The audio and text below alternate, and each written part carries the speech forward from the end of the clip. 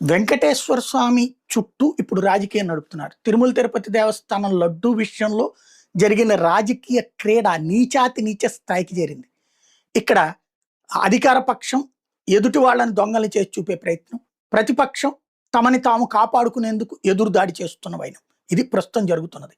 లడ్డూ కల్తీకి సంబంధించినటువంటిది అసలు తేలాల్సింది ఏంటయ్యా అంటే, పాలు ఏది ఆవులు గేదెలు లేని డైరీ పాలు అమ్మకూడదా? పాలు ఎక్కడి నుంచి తెచ్చింది? ఇవి తేలాలి. అది ఇప్పుడు మామూలు ప్రైవేట్ డైరీ లాగానే బయట కలెక్ట్ చేసుకొచ్చిందా?